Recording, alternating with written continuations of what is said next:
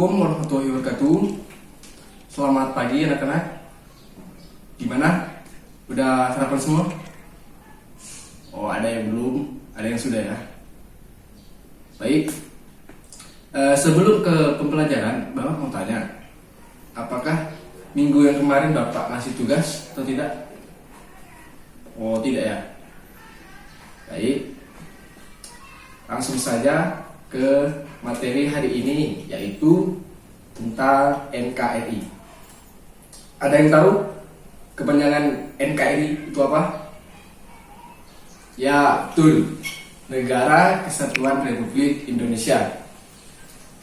Jadi di sini Bapak akan membahas tentang pengertian NKRI, sejarah terbentuknya NKRI, fungsi NKRI, fungsi negara menurut para ahli, dan tujuan NKRI, tujuan negara menurut para ahli, tugas NKRI, dan yang terakhir tugas negara menurut para ahli. Yang pertama, pengertian NKRI. NKRI atau Negara Kesatuan Republik Indonesia adalah negara kesatuan yang berupa republik dengan sistem desentralisasi, yang mana pemerintah daerah menjalankan otonomi dengan luas pada bidang pemerintahan yang sudah ditentukan oleh undang-undang yang ditetapkan oleh pemerintah pusat. Berdasarkan Undang-Undang Dasar 1945, Pasal 1 Ayat 1 tentang NKRI adalah negara kesatuan yang berbentuk republik.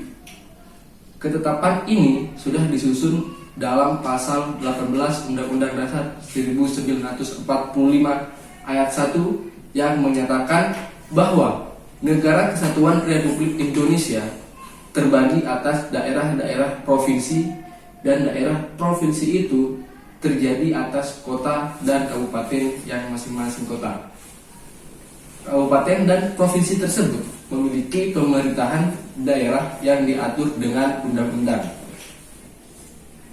Negara kesatuan berbentuk pemerintahan yang demokrasi, sistem yang terdiri dari beberapa provinsi dan ribuan pulau yang tersebar dari Sabang sampai Merauke, yang memiliki letak astronomis 6 derajat lintang utara sampai dengan 11 derajat lintang selatan, dan antara 95 derajat bujur timur sampai 141 derajat bujur timur, yang kaya akan budaya dan sumber daya alam melimpah, yang terdiri dari pemerintahan pusat dan pemerintah daerah dengan tujuan dan fungsi masing-masing. Sejarah terbentuknya NKRI ditandai dengan dibacakannya teks proklamasi oleh Insinyur Soekarno pada tanggal 17 Agustus 1945. Namun proklamasi itu sendiri merupakan rangkaian peristiwa yang melatar belakangi terjadinya proklamasi tersebut. Berikut rentetan kronologinya, yaitu pada tanggal 29 April 1945, BPUPKI atau Badan Penyelidik Usaha Persiapan Kemerdekaan Indonesia, atau dalam bahasa Jepang Dokuritsu Zubi Kyosakai, yang didirikan oleh pemerintahan Jepang pada tanggal yang beranggotakan 63 orang. Terus pada tanggal 6 Agustus 1945, sebuah bom atom meledak di kota Hiroshima, Jepang. Pada saat itu Jepang sedang menjajah Indonesia. Pada tanggal 7 Agustus, BPUPKI kemudian berganti pada tanggal menjadi PPKI atau Panitia Persiapan Kemerdekaan Indonesia. Dan yang terakhir, pada tanggal 9 Agustus 1945, bom atom kedua kembali dijatuhkan di kota Nagasaki, yang membuat negara Jepang menyerah kepada Amerika Serikat. Momen ini dimanfaatkan Indonesia untuk memproklamasikan kemerdekaannya.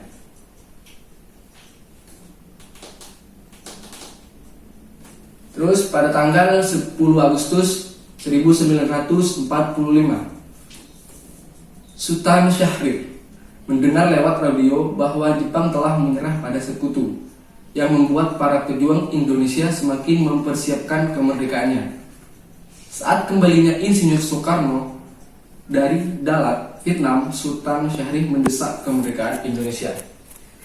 Lanjut, pada tanggal 15 Agustus, Jepang benar-benar menyerah pada sekutu.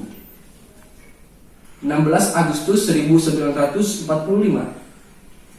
di dini hari, para pemuda membawa Insinyur Soekarno beserta keluarga dan Bung Hatta ke Rengas Dengklok dengan tujuan agar Insinyur Soekarno dan Bung Hatta tidak terpengaruh oleh Jepang.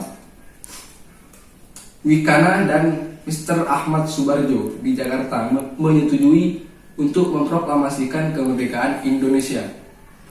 Oleh karena itu, diutuslah Yusuf Kunto untuk menjemput Insinyur Soekarno dan keluarga dan juga Bung Hatta.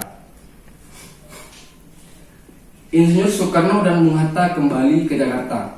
Awalnya ia dibawa ke rumah Jenderal Nishimura, baru kemudian dibawa kembali ke rumah Laksamana Maeda untuk membuat konsep kemerdekaan. Teks proklamasi pun disusun pada dini hari yang digetik oleh Sayuti Meli. 17 Agustus 1945, pagi hari, di kediaman Insinyur Soekarno, Jalan Pegangsaan Timur nomor 56.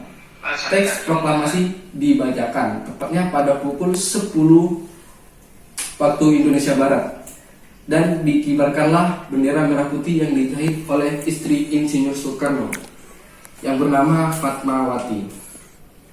Peristiwa tersebut disambut gembira oleh seluruh rakyat Indonesia. Berikut isi teks proklamasi yang dibacakan Insinyur Soekarno. Proklamasi. Kami bangsa Indonesia dengan ini menyatakan. Proklamasi. Kami bangsa Indonesia dengan ini menyatakan kemerdekaan Indonesia. Hal-hal yang mengenai pemindahan kekuasaan dan lain-lain diselenggarakan dengan cara seksama dan dalam tempo yang sesingkat-singkatnya. Jakarta, hari 17 bulan 8 tahun 45. Atas nama bangsa Indonesia, Soekarno Hatta.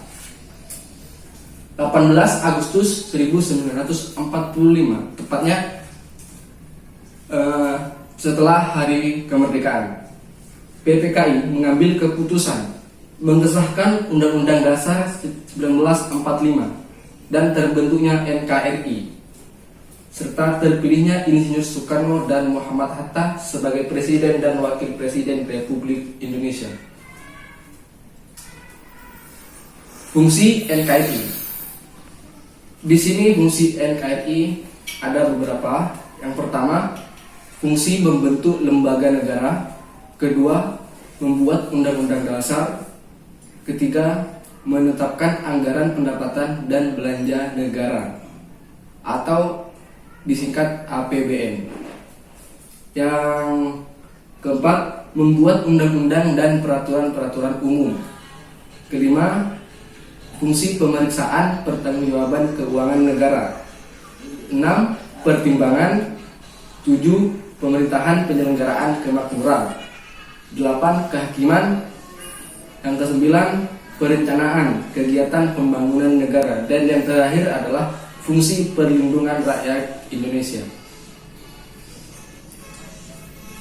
Di sini fungsi negara menurut para ahli. Yang pertama ada Prof. Miriam Budiarjo. Yang pertama, fungsi keadilan adalah hal yang penting yang wajib dilaksanakan oleh sebuah negara, yaitu untuk memberikan keadilan tanpa memihak atau membeda-bedakan satu sama lainnya. Fungsi pertahanan. Jika pertahanan yang dimiliki oleh sebuah negara bagus, maka akan dapat membantu negara tersebut dalam menjaga dirinya dari kemungkinan adanya ancaman atau serangan yang berasal dari negara-negara lainnya. Selanjutnya, fungsi kemakmuran dan kesejahteraan adalah untuk menciptakan kemakmuran dan kesejahteraan bagi masyarakat. Dan yang terakhir, fungsi penertiban. Fungsi ini sangat penting, terutama dalam mencegah pertikaian, bentrokan, dan penyebab tawuran yang mungkin muncul dalam masyarakat yang menjadi salah satu faktor penghambat proses tercapainya tujuan-tujuan negara.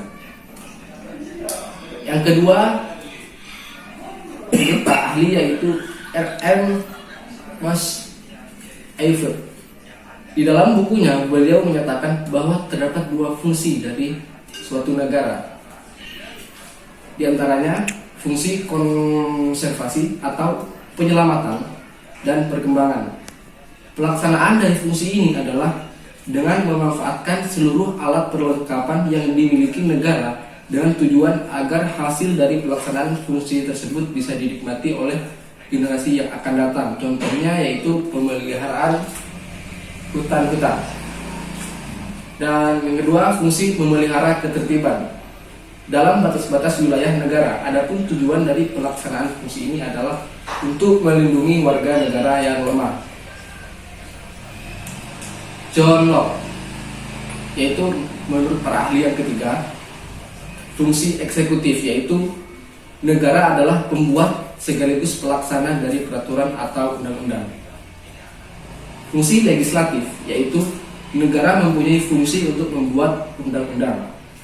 Fungsi federatif yang berkaitan tentang urusan luar negeri seperti perdamaian dan peperangan.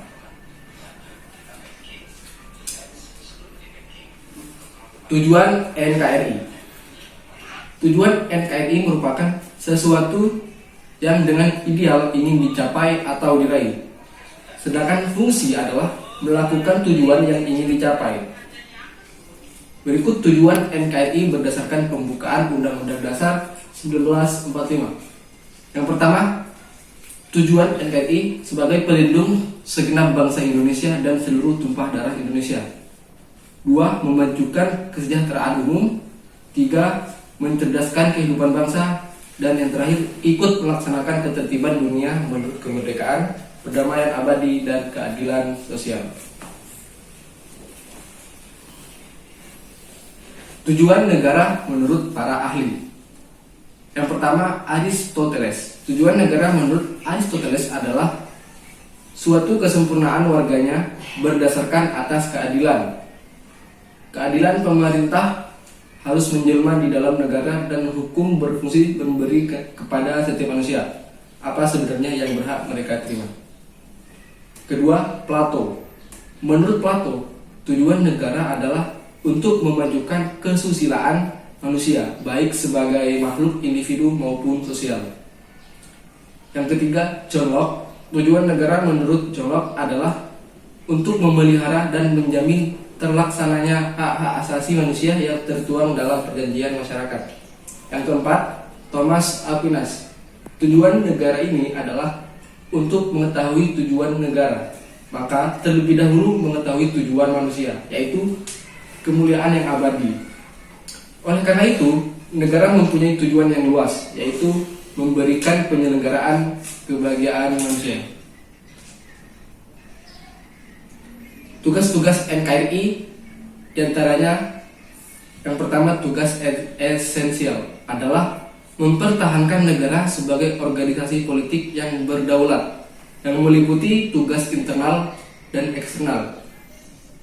Tugas internal memelihara ketertiban, keamanan, ketentraman, dan perdamaian dalam negara serta melindungi hak setiap orang. Sedangkan tugas eksternal adalah mempertahankan kedaulatan negara. Tugas fakultatif adalah menyelenggarakan dan memperbesar kesejahteraan umum. Tugas negara menurut para ahli. Di sini ada 3. Yang pertama, Jacobsen dan Lippmann berpendapat bahwa tugas utama dari negara adalah memelihara ketertiban, memajukan kesejahteraan individu, kesejahteraan umum, dan mempertinggi moralitas. Yang kedua, Barnes. Tugas negara yang sebenarnya ialah pemeliharaan keamanan, ketertiban, dan penyelenggaraan kepentingan umum. Sedangkan tugas negara yang tidak sebenarnya ialah pertahanan diri dari kelas yang berkuasa untuk tetap kedudukannya. Yang terakhir, Charles Merriam berpendapat bahwa Tugas negara meliputi keamanan ekstrem, ketertiban intern, keadilan, kesejahteraan umum, dan kebebasan. Baik, dari kalian apakah ada yang mau bertanya atau belum mengerti terkait penjelasan Bapak dari tadi? Tidak ada. Baik, kalau tidak ada, silakan. Bapak hari ini akan mengasih tugas. Silakan lembar kerja yang tadi Bapak bagikan itu kerjakan, kumpulkan minggu depan. Kalau tidak ada yang bertanya, Bapak akhiri. Sebelumnya mohon maaf apabila ada kata yang salah dari Bapak. Saya akhiri.